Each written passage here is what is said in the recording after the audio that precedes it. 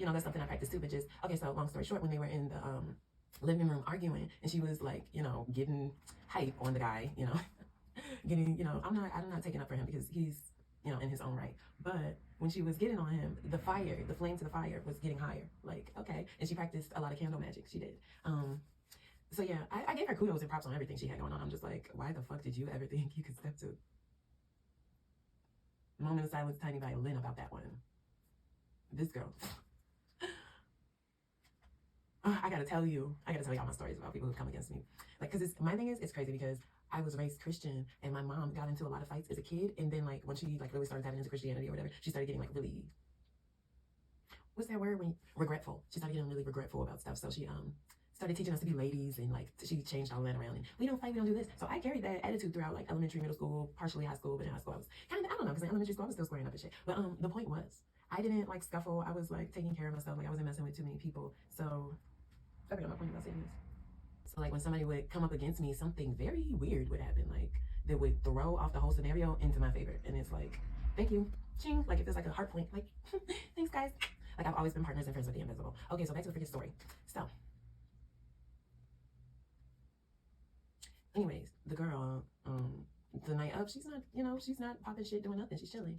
And a month or two after that is when we moved out of the house, out of the apartment anyway. So we moved out of the apartment, and on our way to literally the state she was in. I don't know how she knew we was there. My soulmate says that she may have, he may have been like taunting her, like her ex, because he was with us at the time. He was still around. He may have been taunting her at the time, but if not, who knows? But where she lived at was ancestral land from my grandpa's side, South Carolina though. So that's another thing. I'm like, how you trying to throw spells from my ancestors' land? But anyways, so at that point, I had no clue she didn't like me. I thought we ended it on a whatever type of note, because that night she ended up leaving herself. Nobody told her. Like I said, I changed my mind and told her we could hang out or she could stay, but she ended up leaving that night. Had somebody from South Carolina already on the way to pick her up. So she had made her decision beforehand. Yes, I didn't realize she didn't like me until we get to South Carolina, and I think my man had got a message or something from her talking about both of us, like just popping shit, and like laughing and finding like just popping shit. Like when I think about the things she says, it never sounded like something an adult would say. It would be just like, haha, that's why this, but put in magic and big words behind it. It would be so weird. Like, say I'm just making up something, so I don't put my family's business out there. But say I had a toothache or something like that, and we asked her a natural remedy to help with it while she was at the house. She would literally say something like, that's why you that's why I'm putting spells on you, and that tooth gonna be hurting soon, or something like that. Like, that's what you do in the face of conflict? That's interesting. Anyways, so that happens. And I don't really care. Like, I don't even know if I said anything back at first. I'm like I'm a Taurus. Like, we, you know, when we're angry, we're but after that, we didn't care. So I never care about anything outside of myself for too long. So yeah, when it first happened, I'm like, bitch, we in her motherfucking tail. Why we can't pull the fuck up? But we got other stuff to do. We're driving all the way to California. Who cares? So we get all the way to California, and we're going through our own shit. More shit that's gonna be revealed in the book.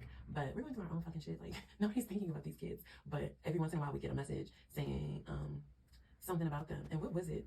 So basically, I'm just living my freaking life, building my social media presence, taking care of my family, going through something while we're all the way across the country. And okay, I'm really active with my audience on social media. That's what it was. And I one day wake up from a dream, and I type it on my social media basically saying that I was having a good dream, but there was a slight warning that there were 2 snakes in my grass, and that they were harmless, but be careful. Just be aware that they're there. And I'm like, nah, I dream all the time.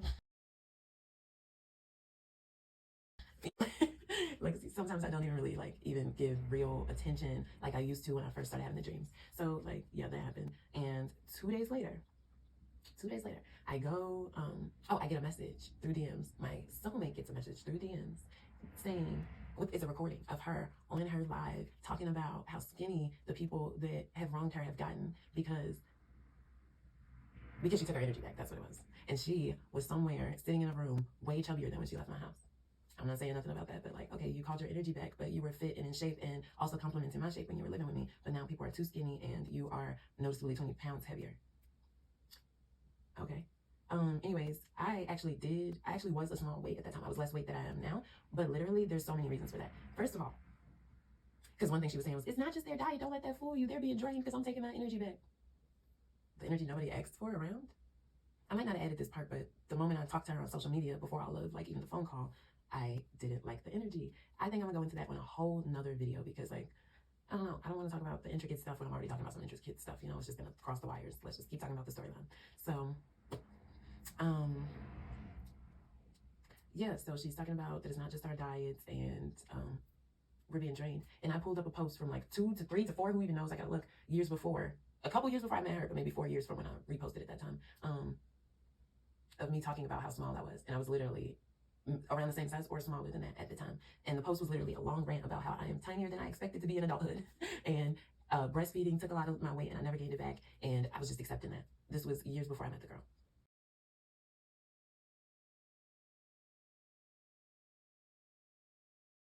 So debunked. And I literally, the beautiful thing is, all of this is recorded on one of my Instagrams. Actually, multiple of my Instagrams, but one of my Instagrams is Original RVA Mermaid. It's the page I had around this time when I was still living in my hometown. Like, that thing is an ancient relic. It got so many predictions, so many like experiences that just could not be like, oh my God, I cannot freaking wait to give y'all these books. Y'all do not get what happened at that house. Like, I want to tell you so much because, like, whew,